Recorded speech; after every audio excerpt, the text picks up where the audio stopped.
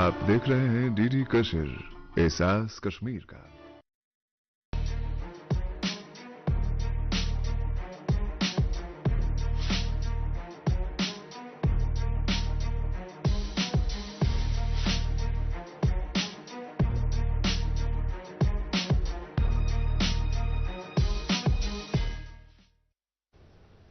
नाज़रीन आदाब, शोबे खबर की खुसूसी पेशकश हालात हाजरा में आपका खैर मकदम है। मैं हूं आपका मेज़बान फैयाज अहमद फैयाज।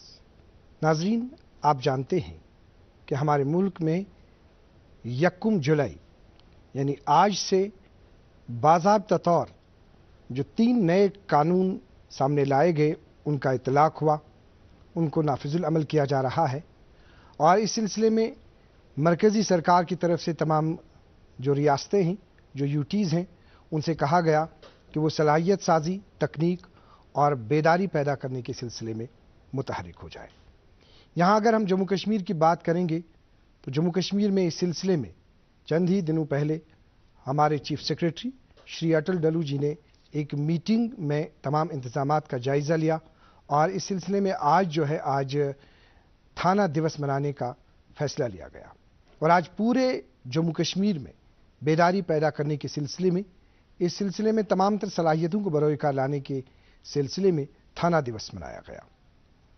आपको यह भी मालूम है कि हाल ही में हमारे डायरेक्टर जनरल पुलिस जनाब RR सोहेन साहब ने इस सिलसिले में जो मालूमाती एक किताबचा है, उर्दू मजमुआ है, उसे भी जारी कर दिया गया।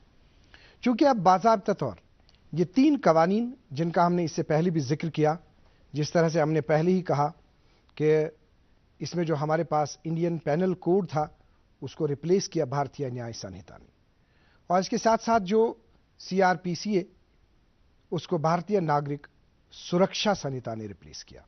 इसी तरह से अगर हम बात करेंगे इंडियन एविडेंस एक्ट 1872 से मुत्तलिक, उसे भारतीय साक्ष्य अधिनियम ने रिप्लेस किया। चूंकि एक कवानीन क्या है, चूंकि मरकजी सरकार की तरफ से जिस तरह से आप देखते हैं कि अवाम को इस सिलसिले में पूरी आगाही देने के हवाले से कार्रवाइयाँ जारी हैं, तकरीबात का इनेकाद हो रहा है, मीटिंग्स हो रही है, और उसी की एक कड़ी के तहत दूरदर्शन केंद्र श्रीनगर के न्यूज़ शोबे ने ये जो सीरीज़ का आगाज़ किया और ये उसी की एक कड़ी है। और हम आपको बाखबर करते हैं, जिस तरह से हमने पहले ही तारुफ कुछ दिनों पहले दे दिया इन 3 कवानीन के हवाले से, और फिर उसके बाद हमने ख़वातीन के तहफ़्फ़ुज़ के हवाले से बात की। और आज हम बात करना चाहेंगे जो इसमें BNSS है, यानी भारतीय नागरिक सुरक्षा संहिता। एक आम शहरी को, एक आम नागरिक को ये जो कानून है, ये कानून किस तरह से तहफ़्फ़ुज़ फराहम करता है, इसमें कौन कौन सी चीज़ें हैं, ये खुसूसी गुफ्तगू हम आज आप तक पहुंचाना चाहेंगे। और इस सिलसिले में हम शुक्रिया अदा करना चाहेंगे कश्मीर यूनिवर्सिटी का और जम्मू कश्मीर पुलिस का, जिन्होंने एक डिस्टिंग्विश्ड पैनल आज हमारे यहाँ पे उनसे कहा कि वो यहाँ तशरीफ़ लाए। हम उनका तारुफ करा देते हैं। हमारे साथ हैं प्रोफेसर डॉक्टर मोहम्मद हुसैन साहब, जो dean school of law university of Kashmir है। आपका वेलकम है हमारे शो में। शुक्रिया, बहुत बहुत शुक्रिया फैज साहब। इनके साथ तशरीफ़ रखे हुए हैं मोहतरम लाइक अहमद साहब, जो जॉइंट डायरेक्टर प्रोसिक्यूशन है, crime branch, Jammu Kashmir police. मोहतरम लाइक अहमद साहब, आपका भी वेलकम है हमारे शो में। बहुत बहुत शुक्रिया फैज साहब। प्रोफेसर डॉक्टर मोहम्मद हुसैन साहब, इससे पहले कि हम तफसीलन बात करें, बहुत सारे जितने भी इस सिलसिले में नई नई चेंजेस जितनी भी लाई गई है, आगाज़ में हम ये जानना चाहेंगे कि ये एक्ट का मुख्तसर तारुफ हम लेना चाहेंगे। देखिए फैज साहब, अच्छी चीजों में वक्त लगता है, खूबसूरती निखारने में वक्त लगता है। ब्यूटीफुल डिजाइन टेक टाइम, लेकिन KYC अपडेट मिनटों में। KYC अपडेट अब आप घर बैठे बैठे भी कर सकते हैं। Registered email, registered mobile number, online banking से, आधार, OTP बेस्ड eKYC से, या फिर वीडियो KYC से। यहाँ तक कि अकाउंट भी घर बैठे बैठे ही खोला जा सकता है। RBI कहता है, इन्हीं से सुनिए, जानकार बने, चौकन्ने रहें। जहाँ तक इन कवानीन का ताल्लुक है, कवानीन को तरमीम भी किया जा सकता था, इसमें अमेंडमेंट्स भी लाई जा सकती थी, लेकिन हमने नए कवानीन क्यों लाए? तो जैसे आपने कहा कि हमने क्रिमिनल लॉ जो इंडियन पेनल कोड है 1860 का, उसके बदले में हमने भारतीय न्याय संहिता लाया 2023। इसके बाद हमने जो क्रिमिनल प्रोसीजर कोड हमारा था 1973 का, उसके बदले में हमने भारतीय नागरिक सुरक्षा संहिता लाया। और तीसरा जो इंडियन एविडेंस एक्ट 1872 का है, उसको हमने रिप्लेस किया और उसकी जगह हमने भारतीय साक्ष्य अधिनियम 2023 लाया। तो इन कवानीन को सरे से बदलने की जो ज़रूरत क्या थी और क्यों थी? देखिए, मैं इसमें यह अर्ज़ करूं कि एक तो वो जो कवानीन थे बहुत पुराने हो चुके थे, लगभग 100, 150, 200 साल से वो चले आ रहे थे। जैसे हम देख रहे हैं कि 1872 का इंडियन एविडेंस एक्ट था और इसी तरह से 1860 का क्रिमिनल लॉ था, हमारे पास आईपीसी था। इसी तरह से जो चूंकि क्रिमिनल प्रोसीजर कोड जो है 1973 में अमेंड किया गया था, लेकिन वो भी बहुत पुराना हो चुका था। और नई जो सिचुएशंस है, जिन इन नई सिचुएशंस को टैकल करने के लिए हमारे पास एक नए सेट का ये होना जरूरी था, एक नए कानून का होना जरूरी था, जो सारी इन सिचुएशंस को जिनमें आज हम गुजर रहे हैं, जिनसे आज हम गुजर रहे हैं। मिसाल के तौर पर मैं बता दूं कि आज बहुत से क्राइम्स जो हैं, जो बहुत सी वारदातें हैं, आदमी देख रहे हैं हम कि स्टॉकिंग के जरिए या फोन्स के जरिए फ्रॉड्स हो रही हैं, या साइबर क्राइम्स जिसको हम बोलते हैं। बहुत महत्व है इनका, और इनको डील करने के लिए, इनको टैकल करने के लिए हमारे पास कानून जो है उनकी वो पूरी कवरेज नहीं होती थी, सेक्शंस पूरे डील नहीं कर रहे थे। तो इसकी वजह से हमको ये जरूरत पड़ी कि हम नए सिरे से इन कानून को नए सिरे से लागू करें, नए सिरे से लाएं, नए कानून लाएं। और दूसरी बात, अहम बात इसमें यह है फयाज साहब कि पहले जो कवानीन हमारे पास थे, चूंकि वो कॉलोनियल एरा के थे, कॉलोनियल एरा में ये जानकर बनाए गए थे कानून, अंग्रेजों ने उस वक्त ये जानकर बनाए थे कानून की जो सब्जेक्ट कंट्री है उनमें जो लोग, अगर थ्रस्ट फोकस था ये कि हमको वो जो सब्जेक्टेड टेरिटरी है उसमें लोग हमारे खिलाफ, हुकूमत के खिलाफ कुछ ऐसा ना करें, चाहे वो सेडिशन के लॉ थे या चाहे वो बाकी वैसे किस्म के लॉज थे। फोकस यही था, वो कॉलोनियल पैटर्न था उन कवानीन का। यहाँ जो आप देख रहे हैं, नाम ही से पता चलता है कि भारतीय न्याय संहिता, यानी कि इंसाफ की हम बात कर रहे हैं, जस्टिस जो है, इंसाफ की हम बात कर रहे हैं। इसी तरह से क्रिमिनल प्रोसीजर कोड हमारे पास था, उसके बदले हम ला रहे हैं भारतीय नागरिक सुरक्षा। देखिए, थ्रस्ट वर्ड पर है नागरिक सुरक्षा का। नागरिक सुरक्षा हमारे लिए महत्व है, इसीलिए हम कानून इसी के इंटेंशन ऑफ द लेजिस्लेचर देखा जा सकता है। जी, जिससे डॉक्टर साहब आपने जो बात की अभी नागरिक सुरक्षा के हवाले से आपने बात की, जनाब लाइक साहब, किस तरह की हाइलाइट्स हैं इसमें? जनाब फयाज साहब, ये भारतीय नागरिक सुरक्षा संहिता जो है, इसमें बड़ा ध्यान दिया गया है with regard to transparency and accountability. जी, और चूंकि एडवांसमेंट हुई है टेक्नोलॉजी की, तो उस बात का भी खास ख्याल रखा गया। चूंकि आम लोगों का ये सोचना है कि बड़ा डिले होता था केसेस में, केसेस का निपटारा नहीं होता था, इसलिए इसमें एक टाइम लाइन लाई गई, टाइम फ्रेम लाया गया। जी, और कुछ हुकूक जो है वो विक्टिम के भी है, वो जो एक मुजरिम है उसको भी कुछ राइट्स दिए गए कि, और जो ट्रायल्स है, स्पीडी ट्रायल्स और इन्वेस्टिगेशन, इससे इस कानून का मफहूम जो है उसमें न्याय भी मिलता है, नागरिक सुरक्षा भी मिलती है, और जब एविडेंस भी है, साक्ष्य अधिनियम भी है, तो इन केसों का बिल्कुल इंसाफ फराहम किया जाएगा। इसमें बहुत ख्याल रखा गया है इस कानून में। अगर देखा जाए कि टाइमलाइन क्या है, कि सबसे पहले हम देखेंगे कि एक फरियादी, उसकी फरियाद जो थाने में जाता है वो कंप्लेंट रजिस्टर करता है।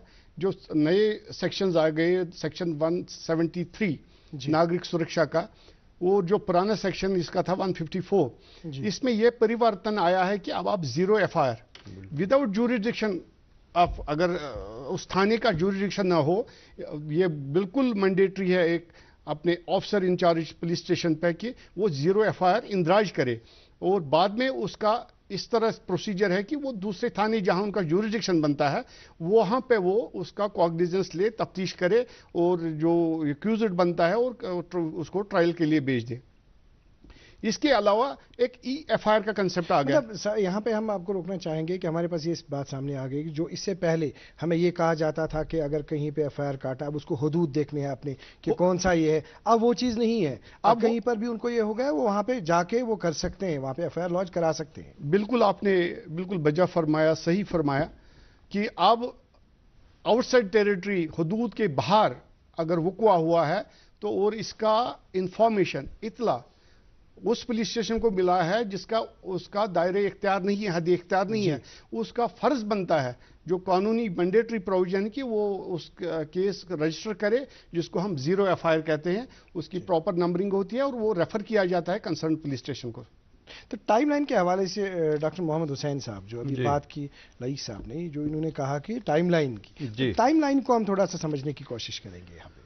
देखिए फैयाज साहब, ये बहुत ही महत्वपूर्ण मसला इसमें है कि जो हमने इस कानून के जरिए हम टैकल कर रहे हैं। इससे पहले जब हम देखते थे कि ट्रायलें जो है, क्रिमिनल ट्रायलें सालों साल चलती थी और फिर केस को डिसाइड करते करते जनरेशन्स भी वेट करती रहती थी कि कब फैसला आ जाए। ये दोनों साइड में इफेक्टिव होता था, नुकसानदेह दोनों साइड के लिए होता था, चाहे विक्टिम हो उसके लिए भी कानून इंसाफ मिलने में बहुत देर लगती थी, और जो ऑफेंडर होता था जिसको सज़ा मिलनी होती थी वो भी बहुत देर तक उसको ट्रायल सहनी पड़ती थी, और अगर वो बेगुनाह होता तो फिर भी वो उस ट्रायल में उसको बहुत टाइम लगता था।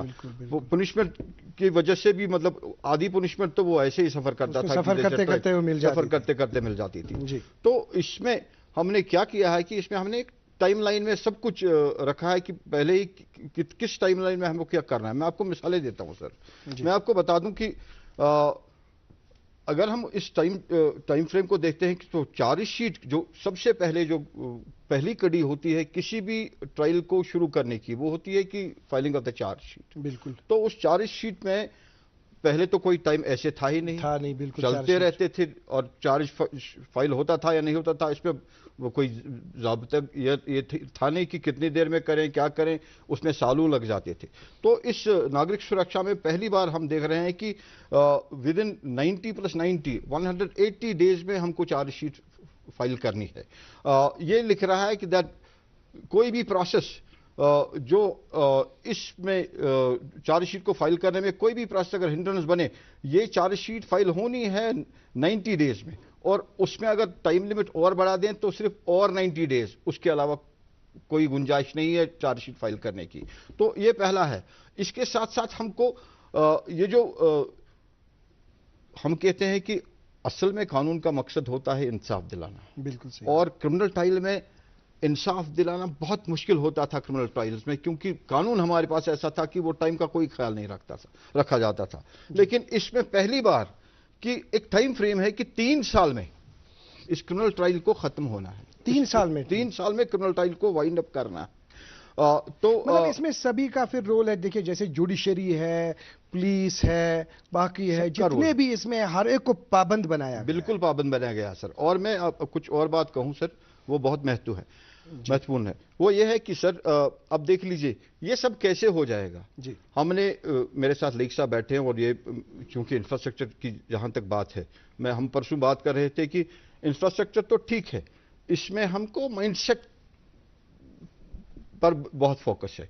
बेसिकली आप देखेंगे कि ये माइंडसेट हमको चेंज करना है। बिल्कुल, चाहे पुलिस हो, चाहे जुडिशरी हो, चाहे फिर पुलिस में इन्वेस्टिगेटिंग एजेंसी हो, चाहे फिर विटनेसेस हो, चाहे फिर ट्रायल के साथ जो भी अटैच, जो भी एसोसिएटेड है, उन सब चीजों में, उन सब लोगों में माइंडसेट का चेंज होना बहुत जरूरी है। जब चेंजेस लाई गई तो जाहिर सी बात है कि तरीक़ेकार जो है, तरीक़ेकार को भी चेंज होना है। जिस तरह से नाज़रीन आप जानते हैं कि अगर कोई बीमार हो जाता है तो बीमार होने के बाद वो डॉक्टर के पास चला जाता है, तो डॉक्टर उससे ये एडवाइस करते हैं कि आपको अपना लाइफस्टाइल चेंज करना है।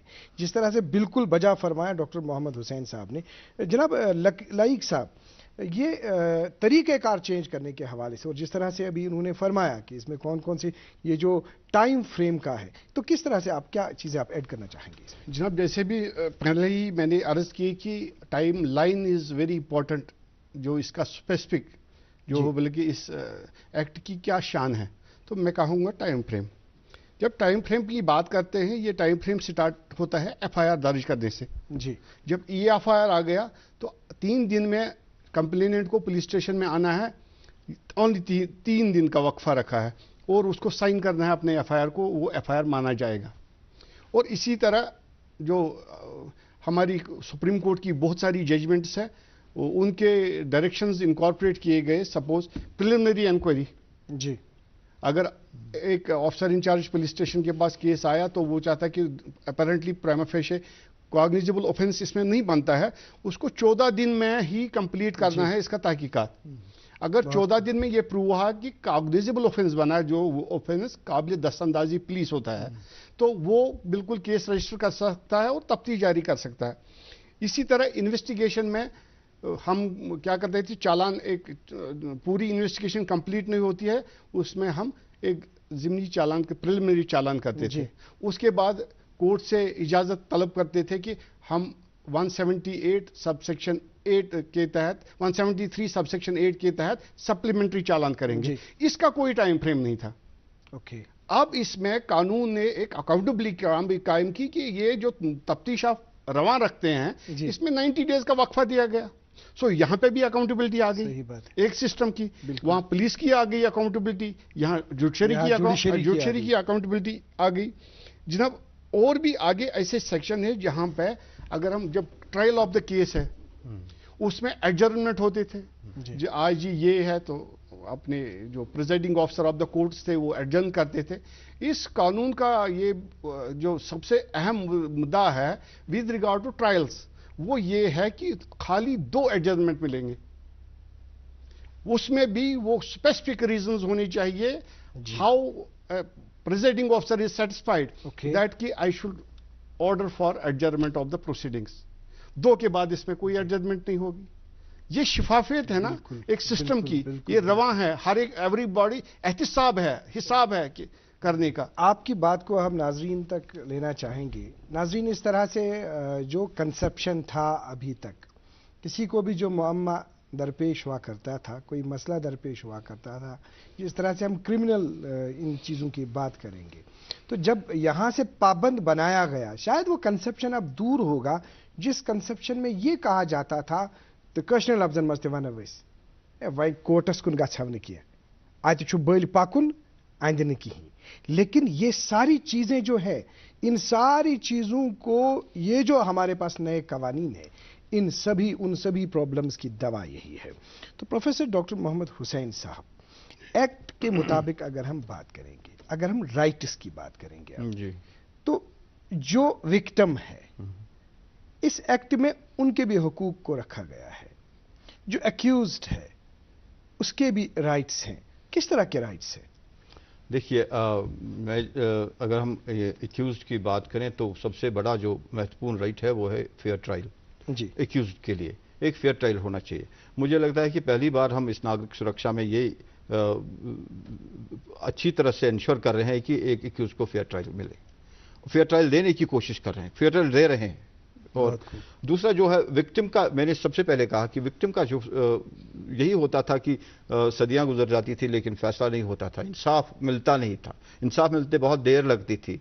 तो ये ही सबसे बड़ी बात है कि हमने एक बिल्कुल टाइम फ्रेम तो एक अलग साइड हो गया, लेकिन उसके अलावा भी हमने जो इन्वेस्टिगेशन में हमने जो नई चीजें, नई जिद्दतें लाई, टेक्नोलॉजी का भी इसमें अमल दखल, टेक्नोलॉजी का जो अमल दखल हमने लाया, तो उस वजह से मैं आपसे थोड़ा सा उस पर मैं बात करना चाहता हूं। ये देख लीजिए कि पहले हमने एक एप्लीकेशन वो लॉन्च की है, वो एप्लीकेशन अवेलेबल होगी हर किसी आदमी के पास। जब हम टेक्नोलॉजी की बात करते हैं जी, तो आप ये सब चीज़ें उस एप्लीकेशन में आपको अवेलेबल होंगी। जैसे हमारे पास जैसे ड्राइविंग लाइसेंस कोई अप्लाई करता है तो उसके लिए वो वाहन की वो एप्लीकेशन है, आप सब उसमें अपलोड करते हैं, वहाँ से आपको नोटिफिकेशन मिलती है, वहाँ से आपको डेट्स मिलते हैं। इसी तरह से एफआईआर लॉन्च करने से लेकर के बाकी सब चीज़ें जो है, इसके लिए हमने एक Indian bureau of crime investigation की तरफ से एक एप्लीकेशन है। लेकिन साहब इसमें बहुत अच्छी तरह से वाकिफ होंगे, तो अच्छी तरह से जानकारी रखते होंगे और ये आपको बता सकते हैं कि हमने इसको डिजिटाइज इस तरह से किया है कि बिल्कुल आपके मोबाइल फ़ोन पर आपके इसमें अवेलेबल है, आपकी आप देख सकें कि कहाँ पहुँच गया, किस तरह से, कहाँ मेरे ट्रायल है, किस तरह से, सब कुछ आपके सामने है। जिस तरह से अभी लईक साहब, जिस तरह से अभी डॉक्टर हुसैन साहब ने फरमाया, इन्होंने कहा, ये बताइए कि अभी जो हमने टेक्नोलॉजी की बात की, या साथ में अगर हम बात करेंगे कि आप हमने राइट्स के हवाले से बात की, ये बताइए कि इससे पहले कभी कभी क्या देखा जाता था कि कहीं पे अगर एफआईआर को दर्ज कराना है तो आपने कहा उसमें टाइम फ्रेम है, कहीं कहीं ये भी देखा गया था कि फेक एफआईआर्स भी कहीं पे दर्ज की, मतलब किसी को कोई इशू ही नहीं था, लेकिन फिर भी वो किसी दूसरी प्रॉब्लम की वजह से चाहता था कि नहीं जी अब मैं इसके खिलाफ अब एसएमएस पर भी एफआईआर कर सकता है, इसके हिसाब से एसएमएस दर्ज करना है। क्या आप समझते हैं कि उन चीज़ों की गुंजाइश अब नहीं रही है, क्योंकि अब टेक्नोलॉजी का इंटरवेंशन है, प्रूफ्स का इंटरवेंशन है, बाकी चीज़ें? देखिए फैयाज साहब की टेक्नोलॉजी को क्यों इनकॉर्पोरेट कर दिया गया, एक हिस्सा बना दिया गया पार्ट ऑफ दिस भारतीय नागरिक सुरक्षा संहिता, क्योंकि काफी एडवांसमेंट हुई इसमें। टेक्नोलॉजी का involvement right from FIR till disposal of the mercy petition जी, या हम कोर्ट में जब एफआईआर लॉन्च करते हैं पुलिस स्टेशन में, इसका विक्टिम का राइट बनता है कि copy of FIR free of cost that can be sent submitted to the concerned victim through any mode, because जो इलेक्ट्रॉनिक मोड है, audio visual system and other things, this has got now A recognition. आप मिलो आख बिल्कुल बिल्कुल एक जगह मिल गई। क्या ये पर्पज शू नागरिक सुरक्षा आज टेक्नोलॉजी थी गई इन्वॉल्व, इसमें टाइम फ्रेम भी हुआ है। यू शू मम्बा राइट टू इंफॉर्मेशन अमिस हक ये कि वन से मेन केसस क्या गया, यह जानी अब करो अत मामलस में। दैट मीन्स कि जो अभी हमें डॉक्टर साहब ने यहां से कहा कि ये एक्ट जो है इंसाफ की तरफ सबसे ज्यादा फोकस है, इंसाफ जो है इंसाफ की तरफ फोकस है। अगर हम बात करेंगे अब ये मतलब इन्वेस्टिगेटर्स की, उनका किस तरह का रूल है? इन्वेस्टिगेटर का अहम रोल होता है, वो ज़ाब्ते फौजदारी में भी था और इसमें तो ज़्यादा ही रोल है, और अकाउंटेबिलिटी भी है। उसको पहले दर्ज करना है केस जी, फिर इन्वेस्टिगेशन करनी है, फिर सीन ऑफ क्राइम जाए वारदात जाए वक़्वा पे जब वो जाएगा उसको पूरा इलेक्ट्रॉनिक रिकॉर्डिंग करनी है of the scene of crime. इसमें यह भी प्रोविजन है कि जो सभी इन्वेस्टिगेटर, जैसे इसमें प्रोसिक्यूटर है, जैसे इसमें जुडिशरी है, जैसे इसमें पुलिस है, मतलब सभी को अपनी अपनी लेवल पे ये देगा। थोड़ा सा तफसील में इसमें टेक्नोलॉजी का बहुत अहम रोल है। जो इन्वेस्टिगेटर है उसने रिकॉर्डिंग की of the scene of crime, बिल्कुल उसमें वो हेल्प ले सकता है फॉरेंसिक एक्सपर्ट्स का।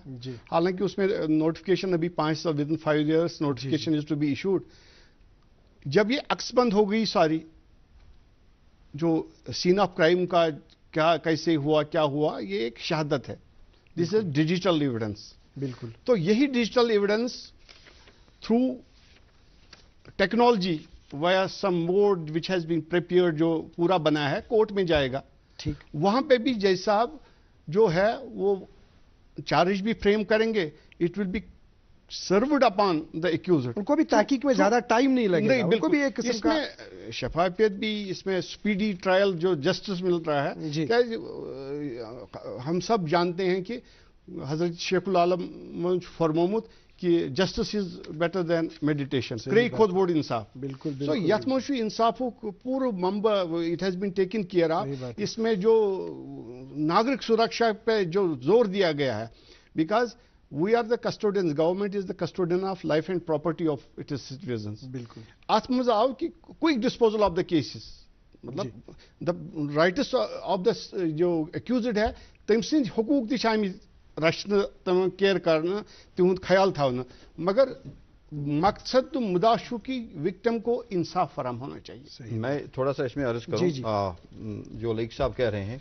इसके साथ मैं थोड़ा सा ऐड करना चाहूँगा। वो ये है कि लईक साहब, और आप बिल्कुल इसको आपके इसमें नज़र में है कि 2-3 जगहों पर जैसे इन्होंने टेक्नोलॉजी का कहा, जिक्र किया, 2-3 जगहों पर बहुत ज़रूरी है। फॉर इंस्टेंस जहाँ पर हम सर्च और सीजर कर रहे हैं, बिल्कुल, तो सर्च और सीजर में हमको वीडियोग्राफ करना है, जहाँ पर पुलिस सर्च और सीजर कर रही है, और जहाँ पर कहीं कहीं पर स्टेटमेंट्स जहाँ पर रिकॉर्ड कर दें, statement audio visual mode, audio visual mode में रिकॉर्ड करने।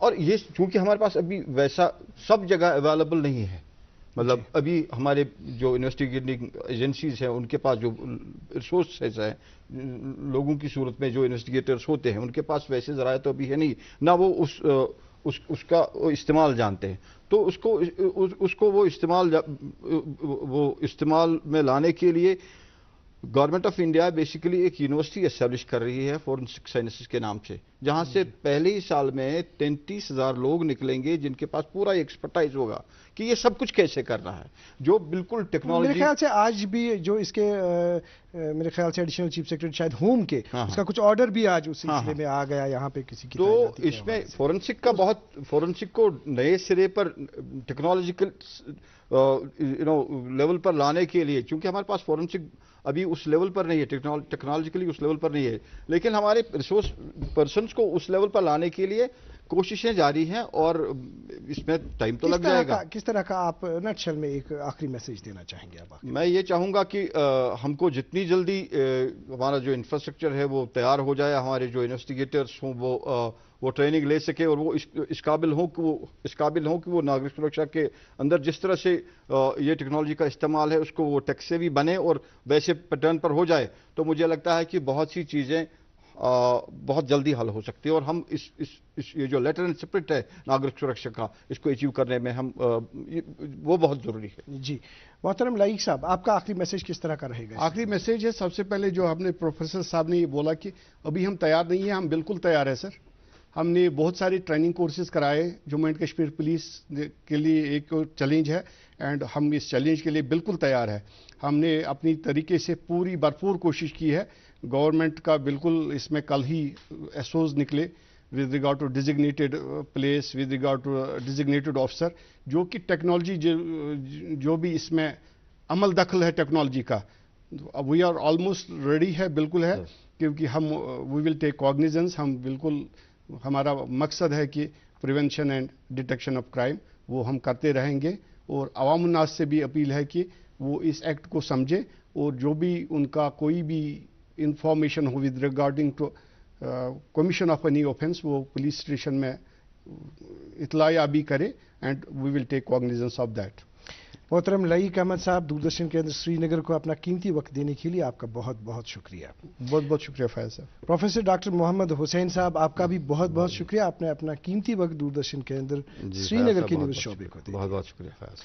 नाज़रीन मोहतरम, जिस तरह से आज की ये नशस्त, आज का ये प्रोग्राम भी आप तक पहुँचा, और आज के प्रोग्राम में हमारे सामने ये बात आ गई कि वाकई तौर जो नागरिक सुरक्षा है, नागरिक सुरक्षा वाकई तौर ये एक्ट दर्शाती है, क्योंकि इसमें इंसाफ एक्यूज्ड को भी है, इसमें विक्टिम को भी इंसाफ है, हर एक के लिए इंसाफ है। आज के प्रोग्राम में इतना ही, अगले शुमारे में आपसे फिर मुलाकात होगी। जब तक के लिए अल्लाह हाफ़िज़ नासिर।